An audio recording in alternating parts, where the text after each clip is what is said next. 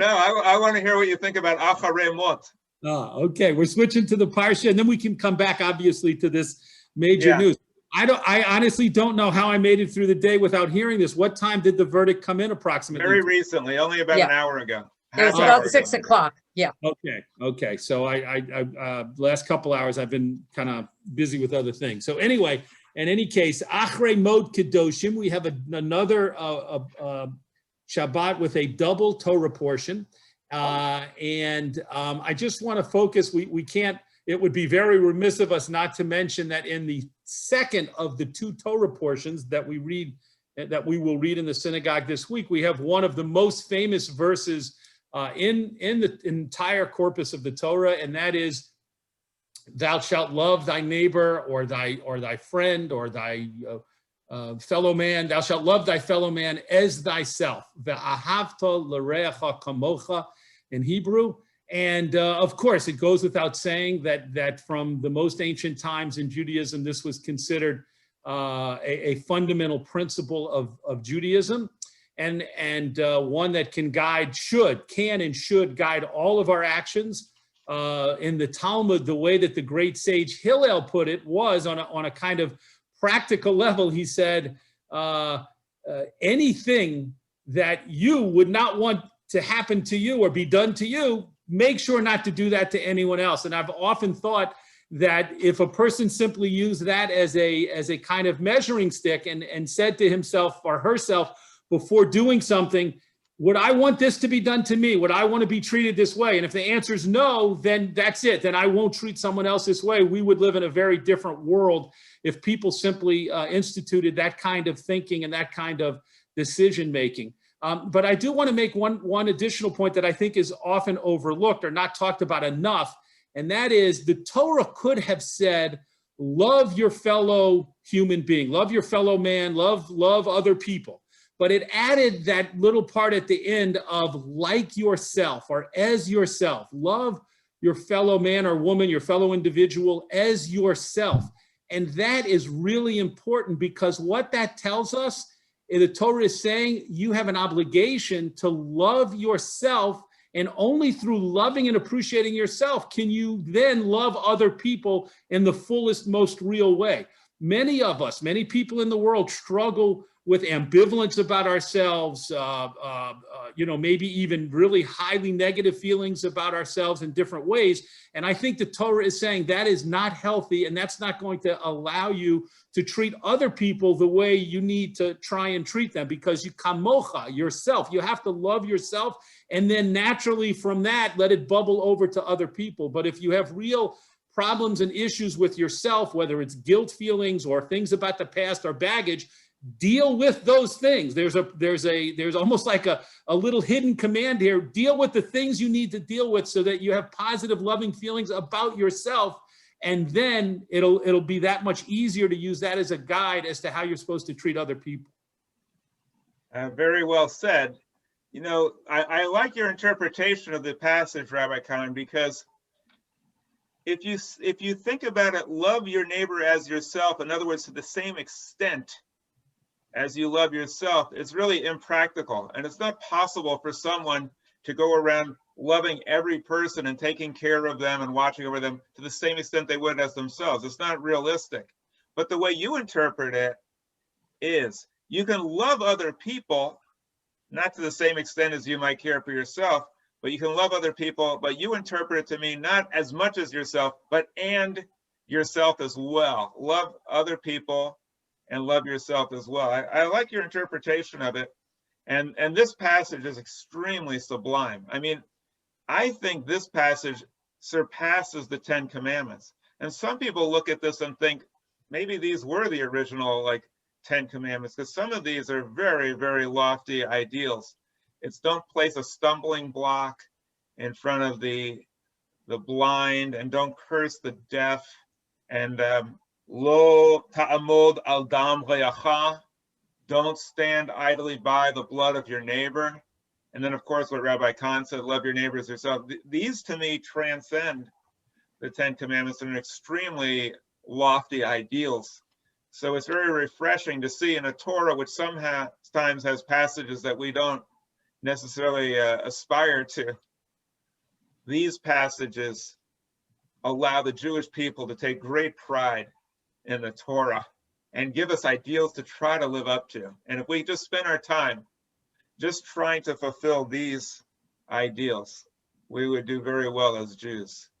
Don't pervert justice, treat people the same. And that's really what we saw with the trial. If somebody's a police officer, yes, we respect what they do, but they still have to be held accountable. So it's just a beautiful passage, Kedoshim, meaning holiness. Let's open it up now. Anybody have anything they'd like to share about the passage or about what's going on in the world? Always me. You just said, Rabbi, don't stand idly by your neighbor. So isn't that ironic that this passage, we just heard the verdict of people standing idly by while a man was killed in front of several. And if they would have heard this Torah portion and taken it to heart, maybe that wouldn't have happened. We'd hope, maybe. So exactly right. Very well said.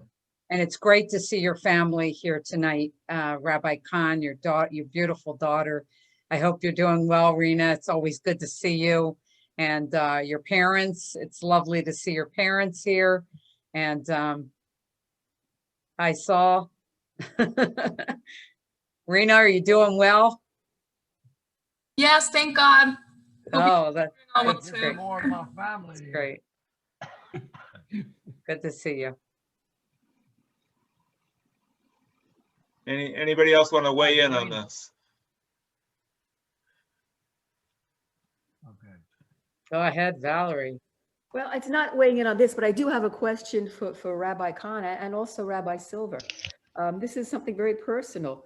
My niece has become belongs to a We Chabad. just lost you. Okay.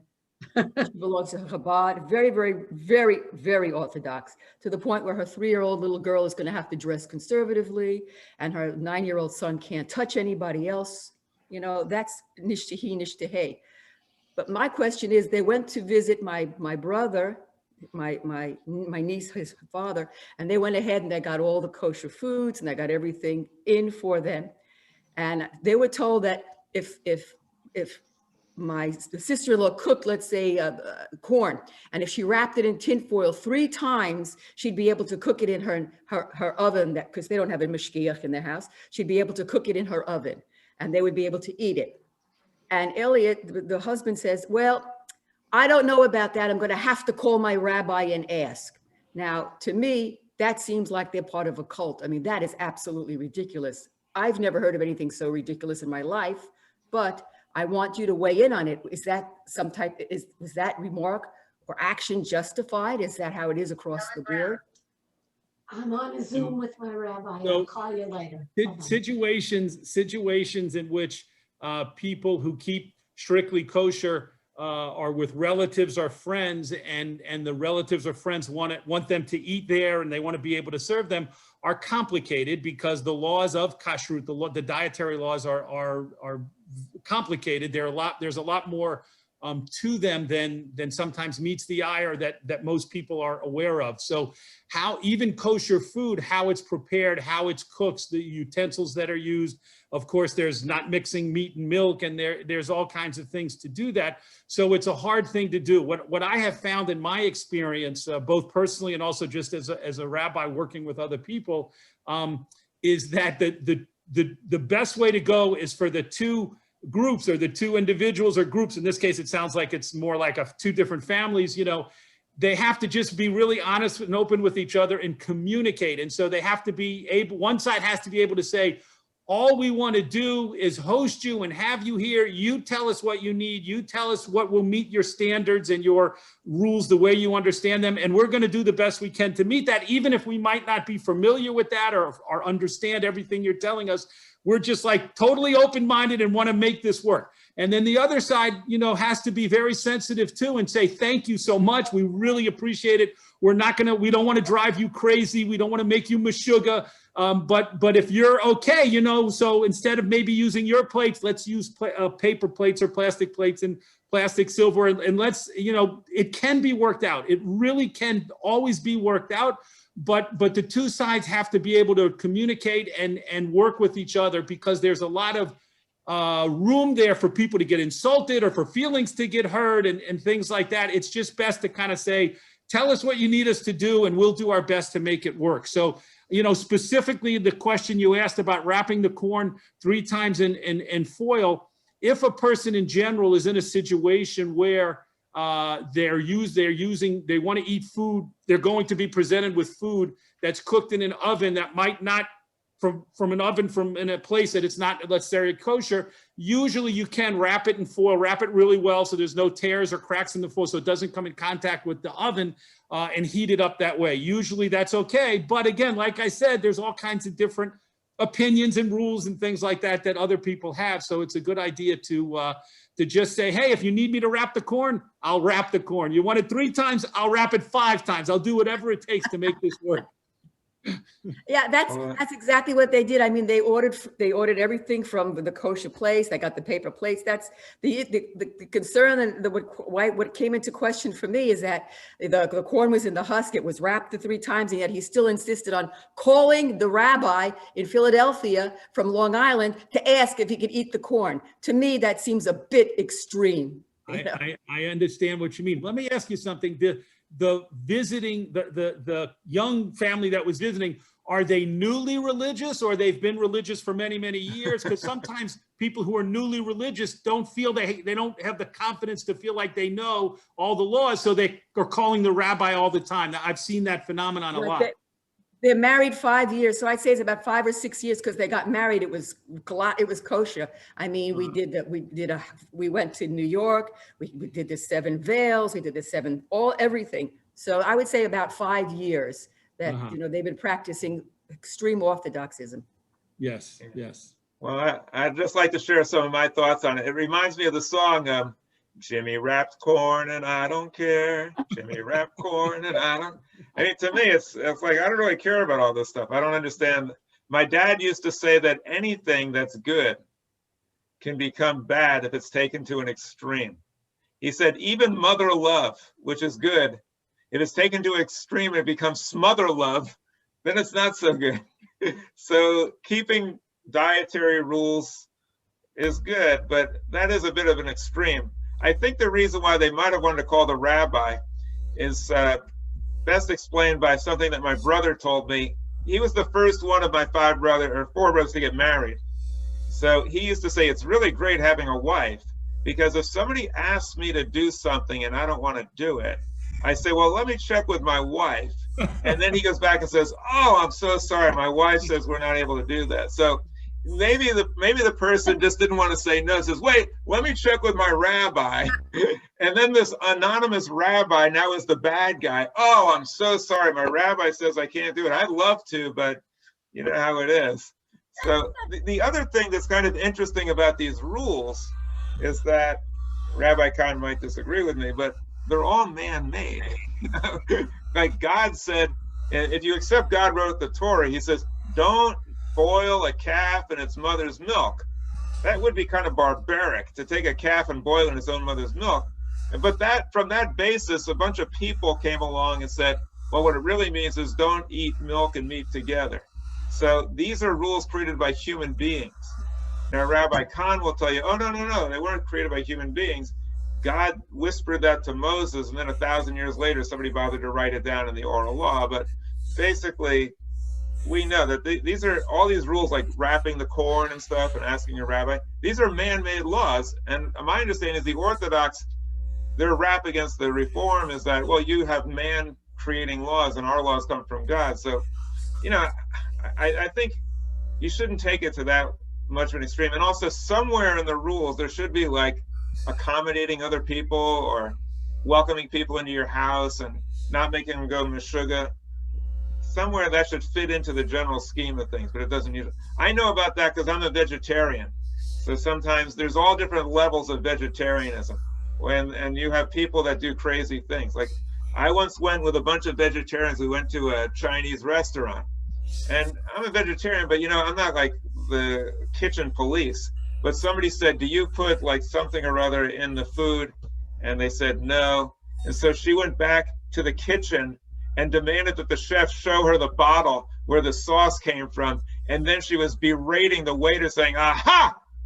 Look what you put in there." And I was like ready to crawl under the table thinking, oh my gosh. I mean, I'm a vegetarian too, but this is like embarrassing. So there comes a time where, common sense should prevail. All right. Yeah, Emily, go ahead. You're muted. You're muted, Emily. Picking up on what Valerie said, what makes a religion a cult? In my mind, it's blind observance to something that makes life difficult, unlawful, whatever. So I heard you say that, Valerie, and I thought to myself, I know a lot of people that have been in cults, City Yoga, Orthodox Judaism, devout Christianity, the Catholic Church. I think anytime it interferes with your functioning within society, it's a cult. If I could, I want to comment on that because often orthodoxy or certain branches of orthodoxy are referred to as, well, isn't that cult-like? Isn't that a cult? So I want to comment on that for a moment. If we open our minds and we think about it, there are many, many, many types of groups that people might join, especially young people, that we view with complete equanimity and we think everything's fine. And we would never think of them as being a cult, even though it might require tremendous commitment, devotion, and restrictions and things. For example, let me give you an example. Let's imagine a child at a young age is an excellent swimmer. And the family decides that they want to help this child develop these skills to become an Olympic swimmer or an Olympic skater or any of those types of things, or just a football player. The goal is to join the NFL. You're talking about a tremendous amount of time from a young age committed to practicing at early in the morning before school and late at night after school. And it's going to affect their diet, and it's going to affect so many parts of their life, and they're going to have to say no to friends for play dates because they're so committed and so involved in putting in so many time. We never ever think of those things as a cult, and I think rightfully so, because we say this is a decision that was made. People have a right to devote themselves passionately to, sports, Olympics, other kinds of things.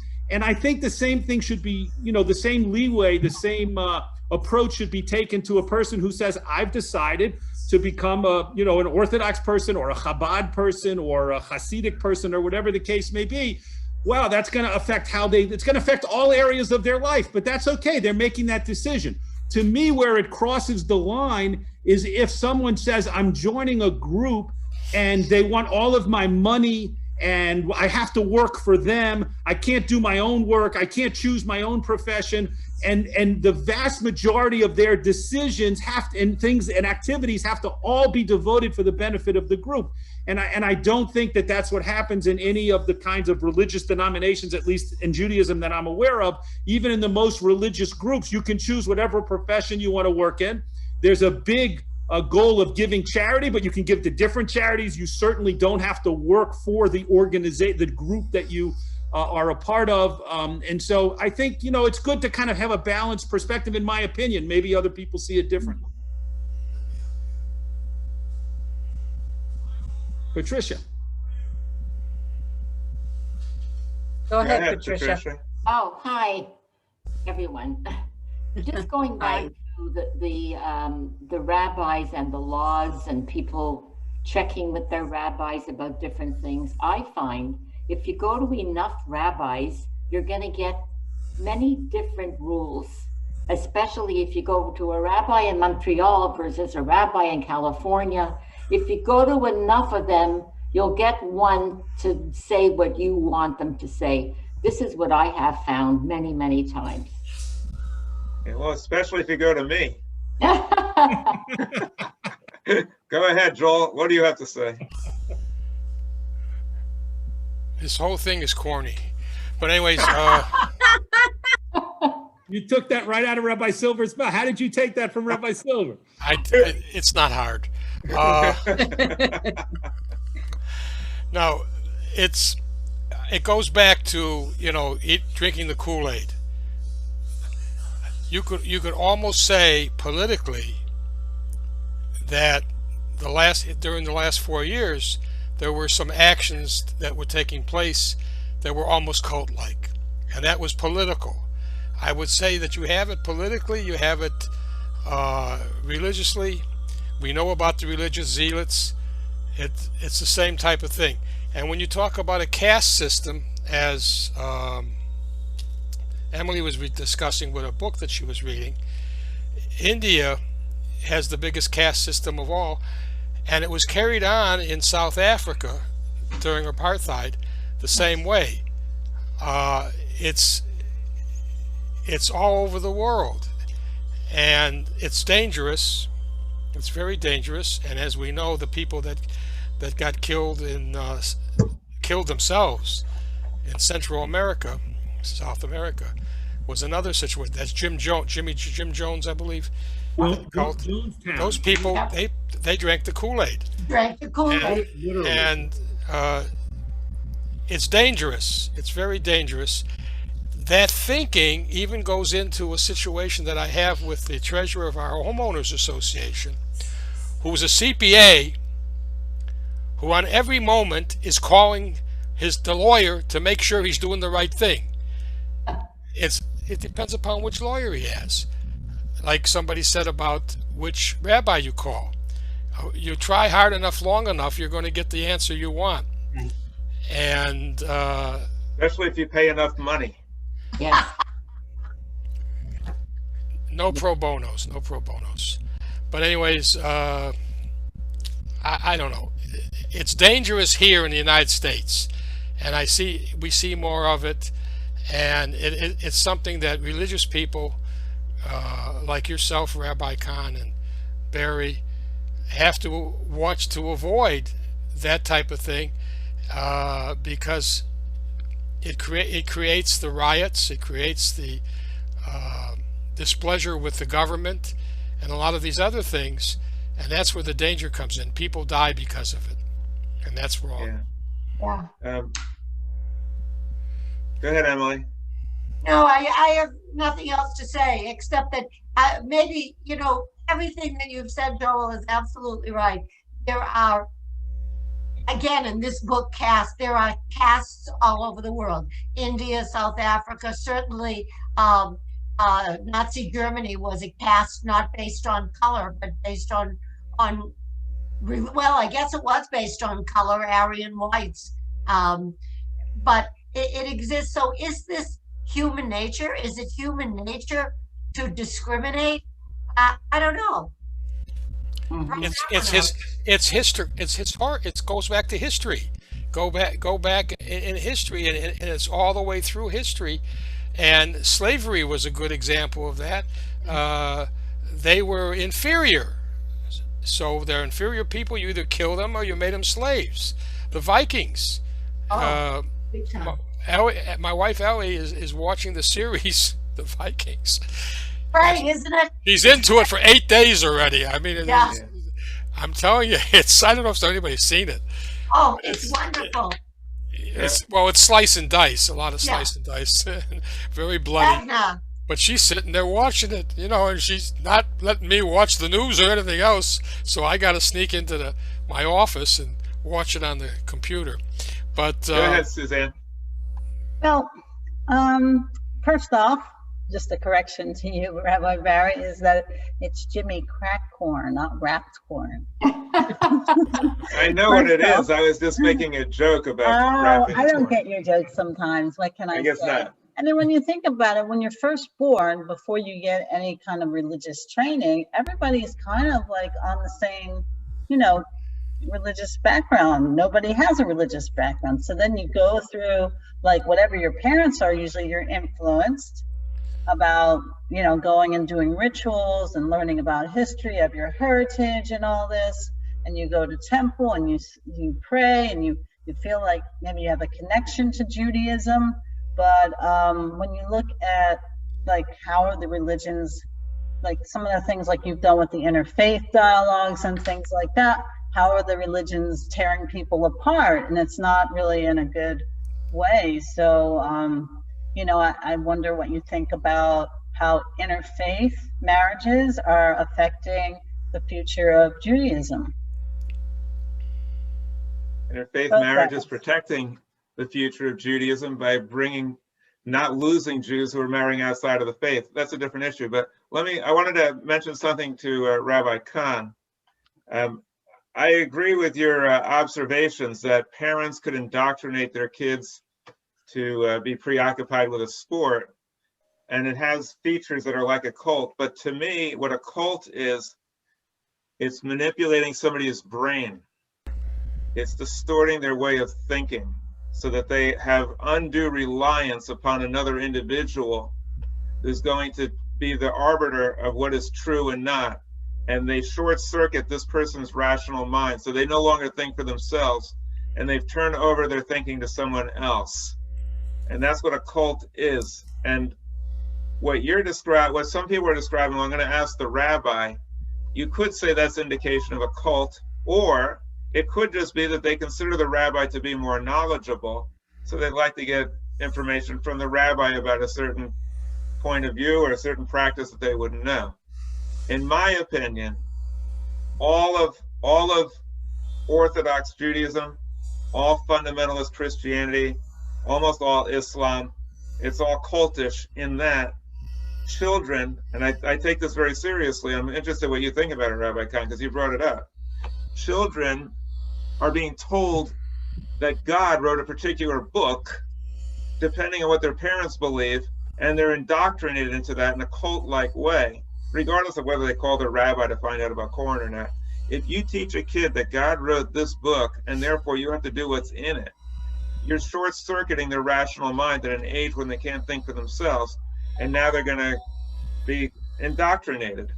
So that's why when I raised my kids, I told them from the get-go, I said, I have certain ideas that I'm going to share with you. And if you think they make sense according to reason and logic, give it a shot and test it. And if not, reject it. Because I don't want you to think something's true because I told you, the Torah told you, or rabbi told you, or anyone told you. I want you to learn to think for yourself.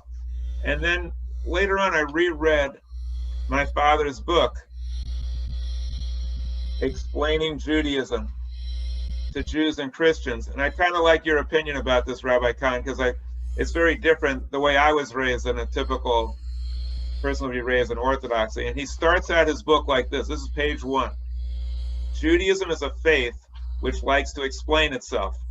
The spokesmen of Judaism have always hearkened to the precept laid down by the prophet Isaiah, who said, "Come, let us reason together." Jews are willing to accept the challenge that a Jewish belief which cannot be buttressed by logic need not be accepted. We prefer not to ask our people to accept a doctrine on faith alone. Of course, there are certain contentions which simply cannot be verified as one does in a laboratory.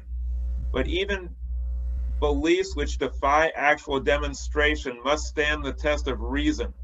Such a belief, for example, is the fundamental one in the existence of God. We cannot show the skeptic the figure of God. We cannot prove beyond any doubt that there is a God, but we can adduce logical arguments to substantiate the belief. And then he produced them, and then he says God should be considered a hypothesis. When it doesn't measure up to logic, it should be discarded. And that's a philosophy that I take very seriously, and that pretty much guides my view towards Judaism at L'Dor Va-Dor. But I was wondering, Rabbi Kahn, I imagine that you believe that it's the right of Jewish parents to teach their kids that God wrote the Torah, and therefore they should obey it.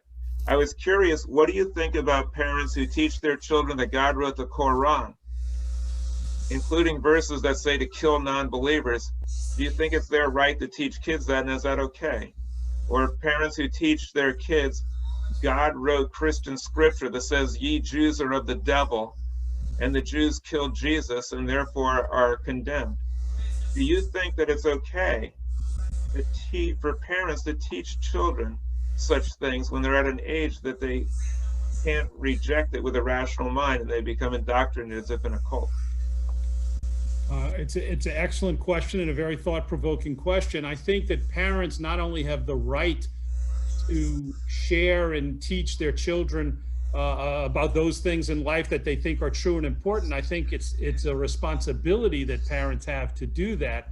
And I think all of us take that for granted. We would never want to restrict ourselves as parents to say to our children, you know, some people smoke and some people don't smoke, and that's really a choice you need to make and figure out on your own. I don't think any responsible parent should do that. I think a parent should say, as you get a little older, you're going to see people smoking cigarettes. That's really unhealthy and dangerous. And older, you know, as you get older, I'll explain more about it. But I just want to tell you up front, there are dangerous things in this world, and I want to help you stay away from them and keep you away from them. The question, you know, so all of us, on the most basic fundamental level, all of us as parents, I think, know and feel that we have a responsibility to share as much important information with our children that we believe to be true, that we believe to be beneficial and helpful to teach them with. I agree that when you add religion, when you bring religion into it, well, that's a whole different level when you bring a belief system into it. But Judaism exists today. The reason we call ourselves Jews and the reason there's something called Judaism in the world today, I believe, is totally based on the fact that for thousands of years, Jewish parents have taught their children about it from a very young age and have, whether you want to say educated them or indoctrinated them or inculcated their value systems, whatever words you want to use. That's why Judaism exists, because parents have said these are important ideas and values, and we want to pass these from us. They were passed down from our parents and our grandparents, and it's important for us to pass them on to our children and hopefully our grandchildren, et cetera, you know, and future generations as well. So I absolutely will always, you know, advocate for the right and the responsibility of parents, Jewish parents, to teach their children about Judaism. At the same time, I think it's definitely important for parents to teach their children about what thinking is, rational thinking, reading different sources, of opening your mind to be exposed to all kinds of different things, and teaching the children the importance of doing that, while always conveying to the children that Judaism and the values of Judaism are important and fundamental in their lives. At least that's what I would say is my, you know, belief system that I'm passing on to them. But not to be so closed-minded that they can never ask questions or never ask, actually focusing on always ask questions, question, discuss. That, as you said, Rabbi Silver, as you often say, that is one of the fundamental principles in Judaism: disputation, discussion, asking questions, questioning, and the Talmud is full of it, and the Torah itself is actually full of it as well. Well, then let me ask this question to you. Yes. Again, do you think it's okay for parents to teach their children that God wrote the Quran, which has numerous verses in it about slaughtering non-believers? You see, to me, that's child abuse. That, or teaching a kid that you should go around smoking cigarettes. There's certain things that should be beyond the pale, and society should say, no, we reject that. Teaching a child that God wrote a book that tells you to kill people if they don't believe the way you do, that's child abuse. The only reason why we don't view it that way is because of this political correct nonsense and this regard that we give for religion that it doesn't deserve. If there was a group of people teaching their children to kill everyone who doesn't think like they do, we would probably round them up and maybe prosecute the parents. I don't think because it's done in the name of religion makes it okay. And I understand what you're saying about Judaism, but there's a lot of beliefs in Judaism from the Jewish scripture they think are harmful also. But do you agree that parents have the right to teach their kids a philosophy that tells them to kill people if they disagree with them? Because that's why we lost 2,000 people in Afghanistan and spent $1 trillion there, because these people read a book that told them to kill non-believers like us. So the answer to your question, I think that every member of a religious faith community has a right, and I would say from their perspective, an obligation to teach their children about their religion.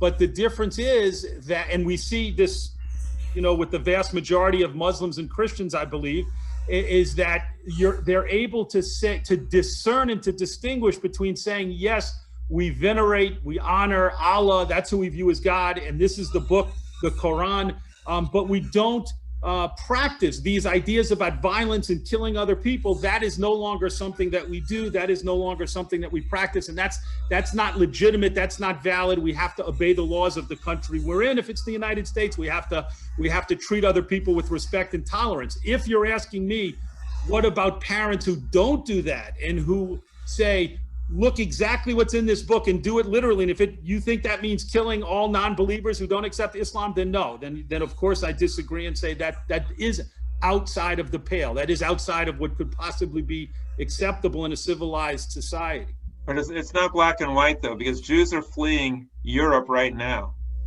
They're being harassed, targeted, killed, and they're fleeing Europe because of Islam. And it's not because there's some wacko saying go kill people. It's because the religion itself is preaching bad things about Jews. And a fair amount of the people are either okay with other people doing bad things, but the religion is causing Jews to flee Europe. The religion is causing us to be embroiled in wars with Iran, with Iraq. It's endangering Israel. Israel is not secure. Why? Because people are raised to read a book that says that Jews shouldn't be in Israel. There's no rational thought to it. There's no rational thinking like, wait, the Jews deserve a place of their own. They're taught that. So it's not like Islam is totally benign. It is not. It's extremely lethal for Jews. And Christianity has been very lethal for Jews also, culminating in the Holocaust. I personally think that humanity needs to wake up and challenge these ideas and challenge the right of parents to brainwash their kids into dangerous thinking. I think it's cultish. I think it's child abuse. And but I know most people, Rabbi Kahn, agree with you. Very, very, very few religious leaders or even general public agree with my point of view. The ones who do are the atheists. Some of my heroes, the four horsemen of atheists, like Christopher Hitchens and Richard Dawkins and Sam Harris. These people consider it child abuse as well. Anybody else want to weigh in on this? I think it's an interesting discussion. Go ahead, Paul. I have a heavy weigh in. The madrasa, the parents of the kids give the kids over to the madrasas. The madrasas teach the Quran word by word, verbatim, and they pound it into them.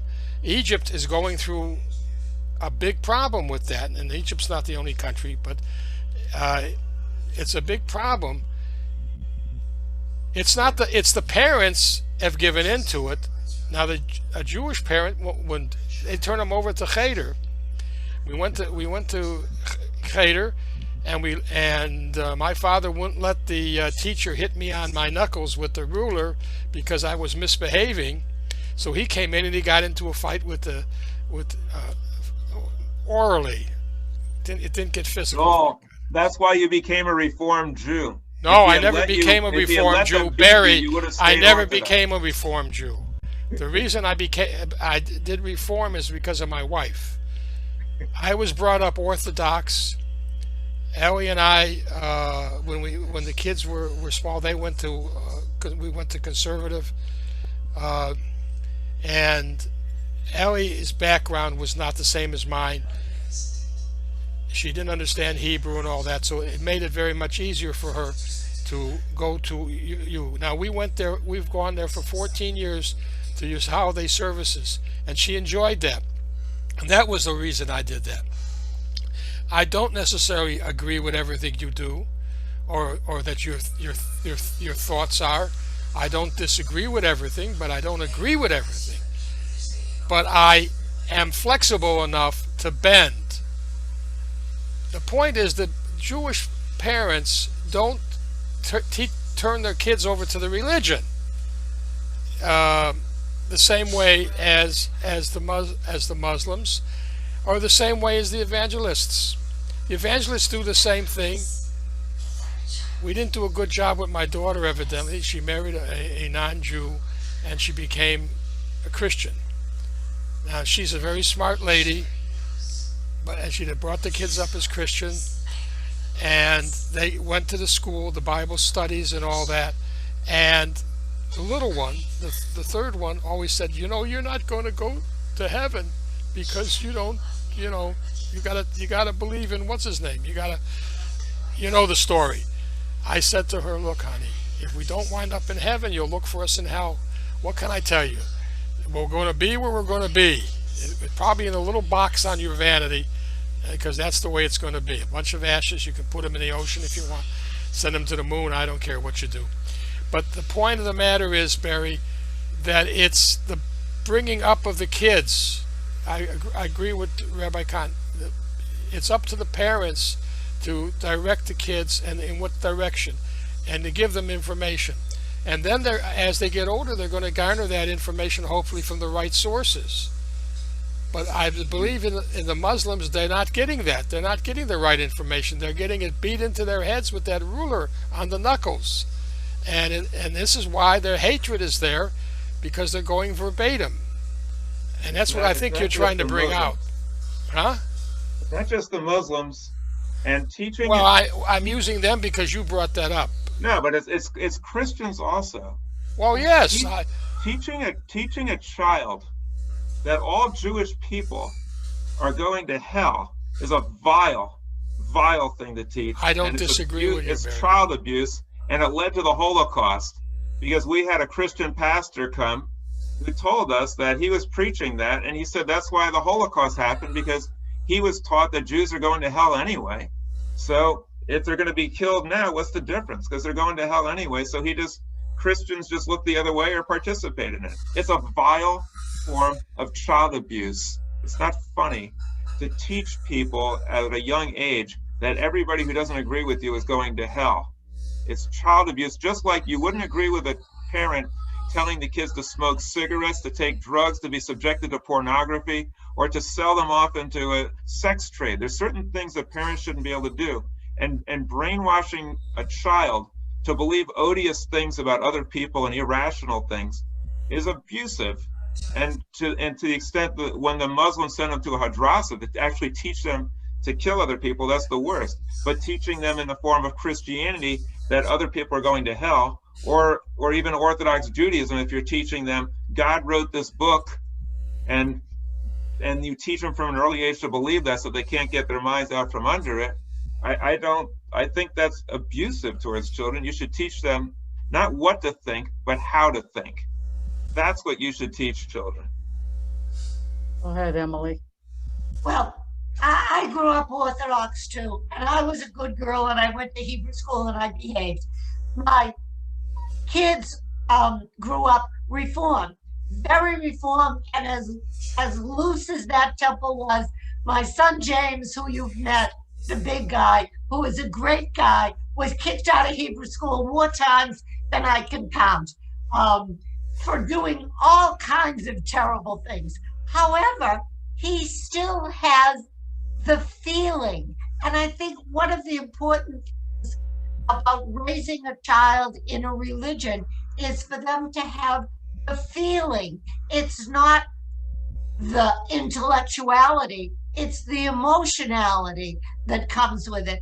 Now, my daughters, one married a black man who was trained as a minister, and she belongs to a temple, and her son is very active, teaches Sunday school. The other one married a Hispanic man, and her mother-in-law drove the Hebrew school carpool. The kids are emotionally Jewish, and I think that's one of the important things that we overlook. It's not always intellectual. There's got to be a feeling too. Do you think? Of course, Judaism is based on emotions, feelings, spirituality, history, culture, solidarity, Jewish values and ideals. Right. But all of those things can be taught without indoctrinating their children in a cult-like way to believe things that are irrational. I believe that I was raised with all of those. I was emotionally as Jewish as you could get and culturally Jewish too, but my father never told me that I had to believe that God wrote the Torah or that God did anything. He told me to learn to think for myself. He just shared Jewish values and Jewish ideals with me, and told us, all of us, to think for ourselves. And it can be done. You don't have to indoctrinate or brainwash a child to make them emotionally Jewish. Right. You can be emotionally Jewish and a free thinker all at the same time, fortunately. Just to chime in here for a second, there are about, I believe, about 4 billion Christians and Muslims in the world, and it goes without saying that if even if half of those 4 billion were raised to want to kill all non-believers, then the world would be in a much worse place than it actually is, and it's in a pretty bad place. But my point simply is to say that obviously a very, very large percentage, even of religious Muslims and religious Christians, are not teaching their children to go out and kill people.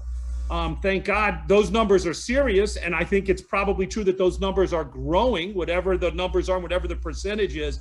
But thank God there are many peace-loving Muslims in the world, and thank God there are many peace-loving Christians in the world who don't want to harm anybody, believer or non-believer, and that's what our civilization is built upon and relies upon. And I know, Rabbi Silver, even though you're saying the things you're saying tonight, you very often talked about, and I have very good friends in the Muslim community and very good friends in the Christian community. So again, I think it's self-evident that not all, and I don't believe not even a majority of these groups are out there trying to kill anybody. They're peace-loving people who want to live in peace with their neighbors. I believe, I hope. I happen to agree with you, but enough of them think that way to have caused the Holocaust. The Holocaust happened because people were raised Christian to believe that Jews were expendable and of the devil. So you're right.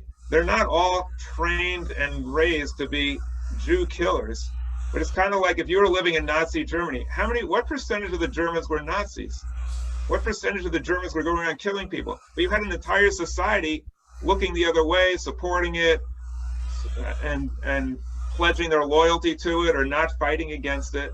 There's enough of it that it's resulted in Jewish people being slaughtered for 2,000 years. So however many people are believing it or being raised not to question it, it's dangerous. And I agree with you, Rabbi Kahn. I work with Christians and Muslims all the time. Why do I do that?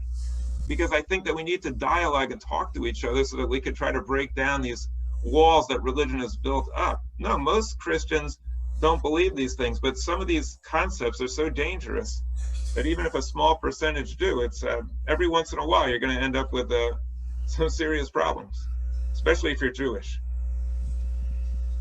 Go ahead, Harris. Harris. Well, I don't know if I mentioned this. In the Gospel of Paul, it said that the Jews forced Pontius Pilate to kill Jesus Christ. And here it is in black and white. Also, one more thing. Not only did they convince him to do it, but after he did it, he washed his hands, and the Jewish mob yelled out, "May his blood be upon us and upon our children," which was frequently said to Jewish people as they were being led to the gas chambers. You guys did it, and you asked for it, and you accepted the punishment. This is vile stuff that kids are learning. It's only because it's in the name of religion that we say, it's the right of the parents, let them teach what they want. It's also in the Christian scripture that the Jews are of the devil, and that our father is the devil, and a whole bunch of other vile things. And by the way, there's vile stuff in the Torah also about people who aren't Jewish.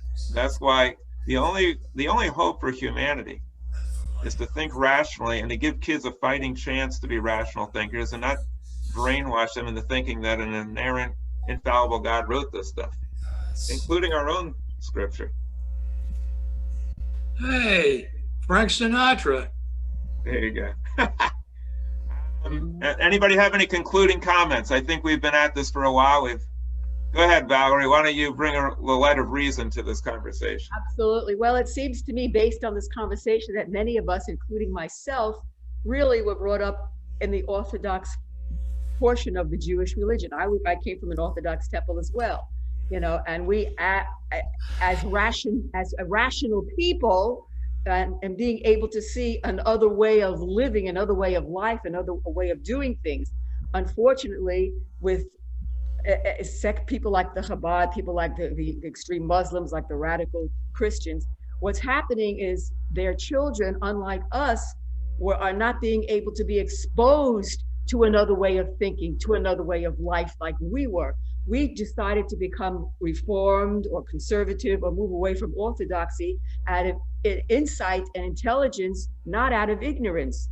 Unfortunately, what I'm seeing with the younger people and the extreme situations that I had mentioned, these children are not going to be given the opportunity to even being able to being exposed to another way of living, another way of thinking, another way of doing things, to break away. And I think that is where what is bothering me the most with regard to my own family, with what I'm seeing. These children are not going to be allowed to be exposed to make up their own minds at any given point, because they don't even know another way exists. And that, to me, you know, is the most dangerous thing. And that's what scares me the most and upsets me the most. And that is the definition of a cult. When people are taught one way, they're not exposed to other ways of thinking. That's exactly where we started this conversation. That's probably a good place to end. I just want to clarify one thing, that I do not mean to suggest, and I don't think anybody should suggest, that Orthodox Judaism by its very nature is cult-like. If you just look at what Rabbi Kahn's doing and talking about, he's very open-minded and discusses things in an open way. It's just that there are types of Orthodoxy and types of Christianity and types of Islam that tend to become cult-like. And I think we should be very careful about that, especially with children. I think children should have the right to grow up without having their minds assaulted with nonsense, and should be taught to think for themselves. Because the Jesuit said, you give me a child till he's 6, I'll give you the man. In other words, if they can brainwash them until they're 6 years old, that person is now under their control. I think that's child abuse. It's great discussion with everybody.